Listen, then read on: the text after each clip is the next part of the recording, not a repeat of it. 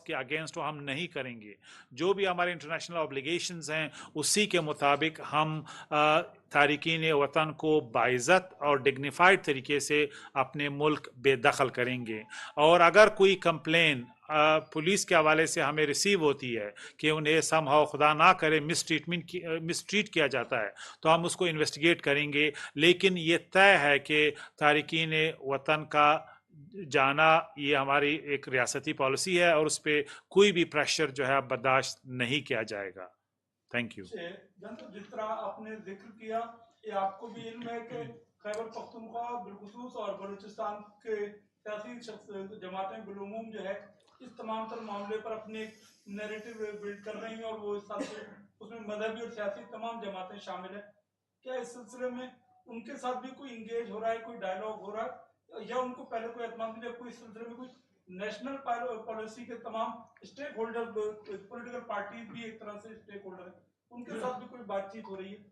देखिए, इसमें कोई हर्ज नहीं है। हमारे पाकिस्तानी भाई हैं, हमारी सियासी फोर्सेस हैं, उनको इंगेज करना गवर्नमेंट की जिम्मेदारी है। हम एक पॉलिसी, लेकिन स्टेट के लेवल पे ये एक पॉलिसी है जिसको हम कभी भी अमेंड नहीं कर सकते हैं। बहुत ही कई यानी दहाइयों से पाकिस्तान एक सॉफ्ट स्टेट का जो एक परसेप्शन है वो अभी चेंज होने वाला है और ये कोई भी सियासी गवर्नमेंट इस तरह के इकदाम करने के लिए तैयार नहीं थी। बदकिस्मती से पॉलिटिकल विल नहीं था और आज हम भुगत रहे हैं मुख्तलिफ मल्टी लेवल जो प्रॉब्लम्स हैं, चाहे वो स्मगलिंग के हवाले से हैं, चाहे वो टेररिज्म के हवाले से हैं। ये सारे इन इश्यूज़ की वजह से हैं जो अभी तक पॉलिटिकल विल ना होने की वजह से एड्रेस नहीं हुए। तो कोई कबाहत नहीं कि हम अपने जो भी सियासी पार्टीज़ हैं उनके तहफ़्फ़ुज़ात को हम दूर करेंगे और उनके साथ बैठने के लिए तैयार हैं। एक चीज ये बताइएगा कि इस तरह की कार्रवाइयां हो रही हैं तो बयानात का सिलसिला भी जो है वो शुरू हो चुका है। एएनपी के रहनुमा है, उन्होंने जो है वो एक कौम के ऊपर अटैक किया कि उनको भी यहाँ से वापस भेजो। तो आप नहीं समझते कि इस तरह मामले के ऊपर लसानियत की आग को जो है वो भड़काकर जो है वो दोबारा इस मुल्क में लसानी आग फैलाने की कोशिश की जा रही है? दूसरा मुझे बताइएगा, आज से कुछ 2 साल कबल एफआईए के डायरेक्टर थे, उन्होंने एक प्रेस कॉन्फ्रेंस में इंकशाफ किया था कि 40 लाख लोगों के शनाख्ती कार्ड बनाए गए जिनकी जो तस्दीक कुनिंदा है वो सारे लोकल है, उन्होंने 1000-500 रुपए लेके तस्दीकें की हैं। तो उनके खिलाफ कार्रवाइयां नहीं होंगी जो जाली शनाख्ती कार्डों की तस्दीकें कर रहे हैं बैठे हुए? सबसे पहले तो मैं खुल के एएनपी के सरबराह के उस बयान की मजम्मत करता हूँ जिन्होंने गैर मुल्की तारिकीन वतन के इस पूरे इशू को जो है वो कराची में हमारे ख़ास कम्युनिटी के हमारे भाइयों के साथ जोड़ा। कराची के उर्दू स्पीकिंग पाकिस्तान की शहरग हैं। उन्होंने पाकिस्तान को ज़िंदगी के हर शोबे में उनका कंट्रीब्यूशन है, चाहे वो इकॉनमी है, स्पोर्ट्स है, कल्चर है, ज़बान है। उनको तारिकीन वतन से मिलाना ये काबिल मज़म्मत है। ये एथनिक फॉल्ट लाइन से खेलने की कोशिश है और कभी भी हम किसी भी फोर्स को ये इजाज़त नहीं देंगे कि तारिकीन वतन के नाम पे पाकिस्तान के अंदर एथनिक बुनियादों पे नफ़रत फैलाई जाए और इस तरह की मज़मूम कोशिश से अपने सियासी खदुकाट और वोट को बढ़ाने की नाकाम कोशिश की जाए। जान साहब, ये बता दीजिएगा, जिनके 15-20 सालों से शनाख्ती कार्ड बने हुए हैं, क्या मैकेनिज्म है, उसको कैसे पहचाना जाएगा और उसके कौमी शनाख्ती कार्ड कैसे रद्द होंगे, उनको वापस किस तरीके से? पहली बात तो ये कि ऑलरेडी नादरा के पास सस्पेक्टेड एक डेटा लिस्ट है जिसमें जो वो समझते हैं कि ये गैर मुल्की तारिक वतन है और उन्होंने समहाउ किसी तरह सिस्टम को मैनिपुलेट करके बनाया है। एक ये सिस्टम ऑलरेडी मौजूद है, उस पर एक्ट नहीं हुआ, जो अभी एक्शन होगा उस पर, यानी उसका एक्सिक्यूट होगा जिन लोगों जो सस्पेक्टेड लिस्ट है। दूसरी बात ये कि जो डीएनए का है वो बड़ा मौसर है। अगर आपकी फैमिली ट्री है उससे आपको पता चलेगा कि उसमें एक शख्स का दूसरे के साथ लिंक क्या है।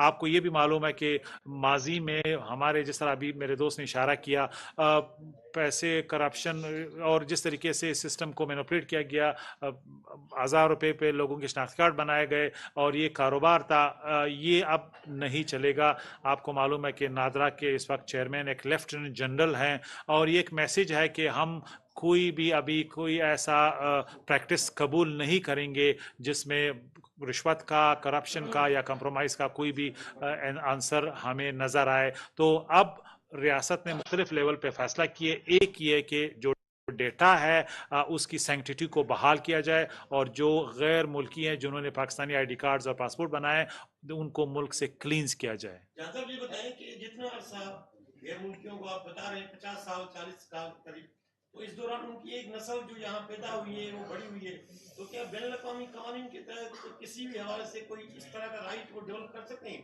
یا کسی انٹرنیشنل کورٹ میں آنے کا ان کو کوئی موقع ہے یا اس سوال سے ہمارا کیا اسٹیٹس ہے؟ دیکھیے اس وقت 13 لاکھ ایلین صرف افغانز ہیں. 13 لاکھ یہ بہت بڑی تعداد ہے. ان کا کوئی رائٹ نہیں، کوئی قانون دنیا میں نہیں ہے جو کہیں کہ ان کو آپ آئی ڈی کارڈ دیں، ان کو پاسپورٹ دیں، ان کو آپ سٹیزن بنائیں. دوسری بات یہ کہ جو ریفیوجی سٹیٹس جن کا ہے ان کو تو ہم کچھ نہیں کہہ رہے ہیں، جن کا ویزا ہے ان کو ہم کچھ نہیں کہہ رہے ہیں، لیکن آپ کی ایک لیگل سٹیٹس ہوگی تو پھر دوسرے آپشنز کنسیڈر کیے جا سکتے ہیں. لیکن ایلینز کے لیے، تارکین وطن کے لیے جو غیر قانونی ہیں، انہوں نے آلریڈی کرمنل ایکٹ کیا ہے، اس ملک میں موجود ہیں، تو ان کے خلاف کارروائی ماضی میں نہیں ہوئی جو ہونی چاہیے تھی، جو غلط ہی نہیں ہوئی، لیکن آج ریاست نے اس پہ ان کے خلاف کارروائی کرنی ہے. دیر آئے درست آئے.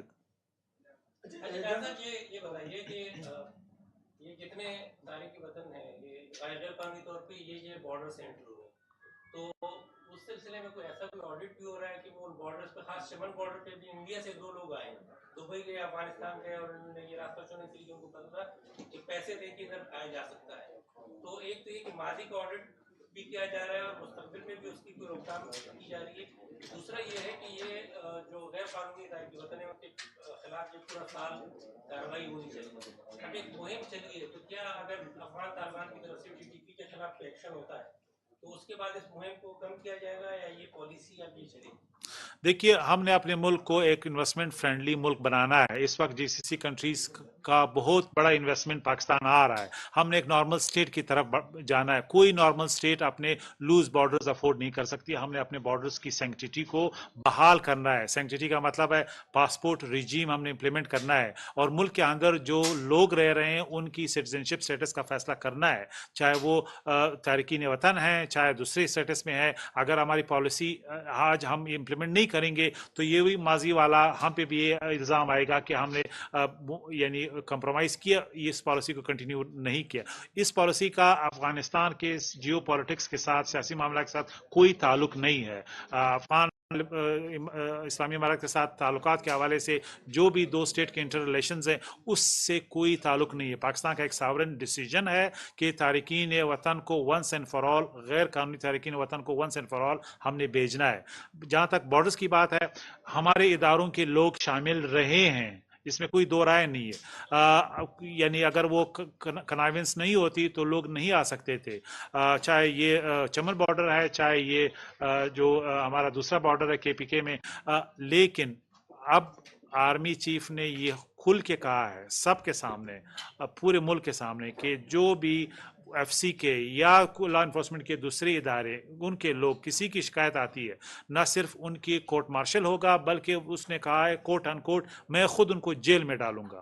یہی حال ہمارے جو فیڈرل ادارے ہیں جس میں کسٹم بھی شامل ہے، ہمارے صوبائی ادارے ہیں جس میں پولیس، لیویز، دوسرے ادارے ہیں. اگر خدا نخواستہ if somebody is caught کہ وہ امیگرینٹس انلیگل امیگرینٹس کی کوئی مدد کر رہا ہے، فیسیلیٹیشن کر رہا ہے یا کوئی اسمگلنگ ریکٹ میں مدد کر رہا ہے، strict action will be taken. یہ ہائیسٹ لیول پہ ڈیسیجن ہے. تو جو شکایتیں ہم سب یہاں بیٹھ کے کر رہے ہیں کہ ماضی میں ہمارے سسٹم کو کس طرح کمپرومائز کیا گیا، بارڈرز کی سینکٹیٹی کو وائلیٹ کیا گیا، ہمارے چند آفیسروں کی کنائیونس سے اس فینومینن کو ایڈریس کیا گیا ہے.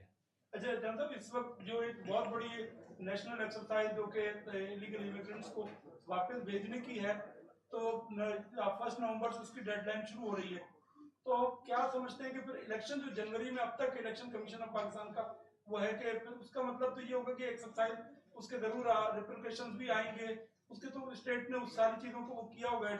آپ سمجھتے ہیں کہ پھر جنوری میں الیکشن اس تمام تر صورتحال میں پاسبل ہوگا؟ اچھا یہ آخری کوشچن ہے، پھر دین آئی ول ہینڈ اوور ٹو کمیل صاحب.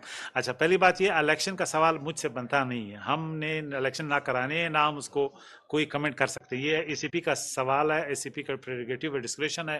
اگر انہوں نے ہمیں کہا ہے کہ آپ نے انوائرمنٹ کریٹ کرنی ہے، چاہے وہ جنوری ہے چاہے جنوری کے مڈ ہے، 1 تاریخ آگے یا پیچھے، سو اٹس دیئر ڈسکریشن. سو یہ بنتا نہیں.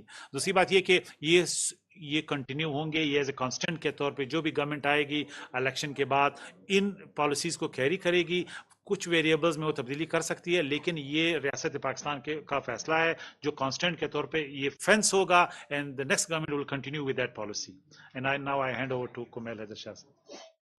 निगरान सूबाई वज़ीर इत्तलात बलोचिस्तान जान अचकज़ई कराची में मीडिया से गुफ्तगू कर रहे थे।